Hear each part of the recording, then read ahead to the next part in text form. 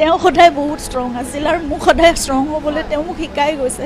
ইমান বছৰে মই আচলতে বুজিও পোৱা নাছিলোঁ যে 30টা বছৰ মই তেওঁৰ লগত আছোঁ।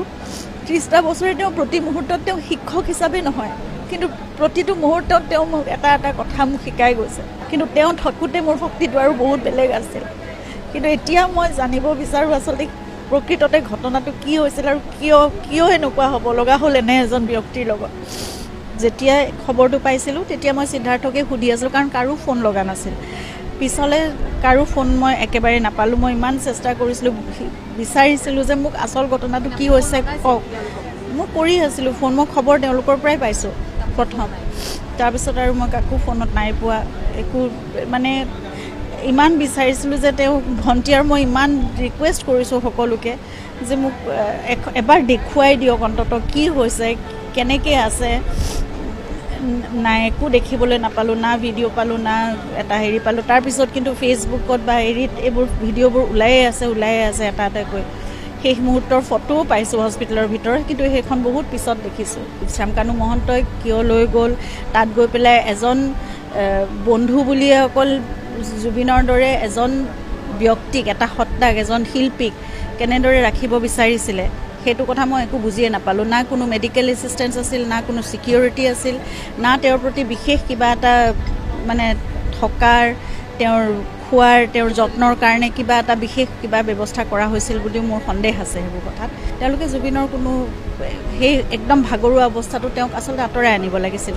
সেই সময়ত তেওঁক পানীত নামিবলৈ দিয়াৰ কোনো কথা নাছিল। সেইটোৱে মোৰ মানে জীৱনৰ কাৰণে মোৰ নিজৰ এটা খেদ থাকি যাব মোৰ লগত সদায়। জুবিনে আচলতে সকলোকে বিশ্বাস কৰিছিল। জুবিনে ইমানেই বিশ্বাস কৰে সকলোকে যে তেওঁৰ প্ৰফেশ্যনেল কামত মোক কেতিয়াও সোমাবলৈ দিয়া নাছিল। মই ইমানখিনিও নাজানো জুবিনে কিমান মানে ৰেমিউনাৰেশ্যন লৈ কিবা এটা অনুষ্ঠান কৰে বা তেওঁৰ এগ্ৰিমেণ্ট কেনেকৈ হয়, কিমান শতাংশ কি হেৰি থাকে তেওঁৰ মানে মিউজিক লেভেলতে হওক, যি হওক অন্য কপিৰাইট, এই গোটেই কথাবোৰ মোৰ একোৱেই জ্ঞান নাই। তেওঁৰতো সকলো সপোন মই কৰিবলৈ চেষ্টা কৰিম, কিন্তু মোক কিমান সময় লাগিব, কেনেকৈ পাৰিম মই নাজানো। আমাৰ ইমান কঠিন সময়ত সকলোৱে আহি মোৰ কাষত থিয় দিছে। এইখিনিতো সকলো মই জানো জুবিনৰ কাৰণে মৰম মই পাইছোঁ সকলোৰে পৰা। মোকো বহুত মানে সাহস দিছে, শক্তি দিছে সকলোৱে। সদায় মোৰ লগত থাকক আৰু জুবিনৰ প্ৰতি আশীৰ্বাদটো মই জানো, তেওঁলোকৰ মৰম আশীৰ্বাদ সদায় থাকিব। তেওঁৰ কাৰণে প্ৰাৰ্থনা কৰিব।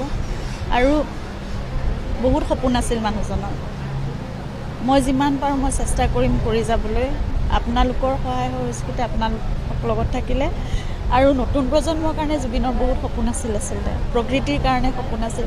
আৰু প্ৰকৃতিকে ঈশ্বৰ বুলি পূজা কৰিছিল, সেইকাৰণে চাগে এতিয়া প্ৰকৃতিয়েও তেওঁক সিমানখিনি, বা মানুহকে তেওঁ, ৰাইজকে তেওঁ নিজৰ সকলো শক্তি বুলি ভাবিছিল, আধাৰ বুলি ভাবিছিল। সেইকাৰণে এতিয়া লাখ লাখ জনতা তেওঁৰ কাৰণে ওলাই আহিছে। গতিকে সেইখিনি থাকিবই তেওঁৰ প্ৰতি। আৰু তেওঁলোকে তেওঁৰ যিখিনি আদৰ্শ আছিল, নীতি আছিল, আজি যেনেকৈ অকল মানুহ ওলাই আহিছে, তাত কোনো জাতি ধৰ্ম কোনো ব্যৱধানেই নাই, তেনেকৈ সদায় থাকক সমাজখন। মই সেইটোৱে বিচাৰিম। আৰু জুবিন তেতিয়াই মই তাক জানো তেওঁ য'ত আছে সুখত থাকিব। সপোন আছিল ৰৈ ৰৈ বিনালে ছবিখনৰ কাৰণে, সেইখনৰ কাৰণে অকণমান ক'ব নেকি? আৰম্ভ হৈছে কাম, কালি ৰাজেশ দাই কৈছে বহু কথা। ৰাজেশ তেওঁলোকে কৰিয়ে আছে, সকলোখিনি কাম আৰম্ভ কৰিছে। আৰু সেইটো জুবিনৰ এখন মানে বহুত মানে খুব আশাৰ ছবি আছিল, বহুত আশাৰ কাম আছিল। একদম নিজৰ মানে সকলো দি কৰাৰ নিচিনা তেওঁ। আৰু যিহেতু এখন মিউজিকেল লাভ ষ্টৰী, এনেকুৱা এটা কাম তেওঁ কৰিবলৈ খুবেই মন আছিল। মিউজিকৰ কামখিনি খুব ধুনীয়াকৈ তেওঁ কৰি হৈ গৈছে। তেওঁৰ ভইচ ডাবিং কৰিব যিহেতু নোৱাৰিলে, সেইকাৰণে যিখিনি চাউণ্ড মানে কৰা আছিলে সেইখিনি আমি চেষ্টা কৰি আছোঁ সেইখিনিৰ লগত কাম কৰিবলৈ, যাতে জুবিনৰ অৰিজিনেল ভইচটো অলপ হ'লেও ক'ৰবাত চিনেমাখনত থাকে। বাকী পষ্ট প্ৰডাকশ্যনৰ কামবোৰ চলি আছে। 31 তাৰিখে আমি উলিয়াবলৈ চেষ্টা কৰিম। তেওঁ যেনেদৰে পৰিকল্পনা কৰিছিলে কামবোৰ তেনেকৈ চলাই যাবলৈ চেষ্টা কৰিম। মোক খালি সকলোৰে সহায় সহযোগিতাই লাগে, আৰু সেইটোৱে মোৰ বৰ। গৌতম আদানীও আহিছিলে, হয়, কৈছে তেওঁ জুবিন এনেকুৱা মানে এটা সত্তা কেতিয়াও তেওঁৰ জীৱনকালত দেখা নাই, সেইটো কথা কৈছে এতিয়ালৈকে। কিমান মানুহে ভাল পাব পাৰে, শিল্পী বহুত দেখিছোঁ, কিন্তু এনেকুৱা এটা সত্তা দেখা নাই। সঁচাকৈ অৱতাৰী পুৰুষ, এনেকুৱা ধৰণেই কথা এষাৰ কৈছে তেওঁ।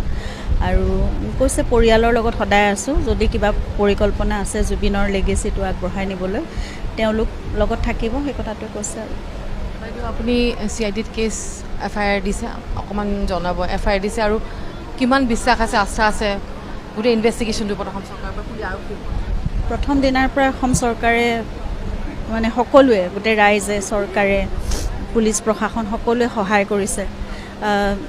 ছিংগাপুৰ পুলিচেও মোৰ লগত কণ্টেক্ট কৰিছিলে, গতিকে মই সকলো যিটো ন্যায় ব্যৱস্থা, যিটো তেওঁলোকে ইনভেষ্টিগেশ্যন আৰম্ভ কৰিছে আৰম্ভণিৰ পৰা, মই সদায় লগত আছোঁৱেই, তেওঁলোকৰ লগত কথা পাতি আছোঁ।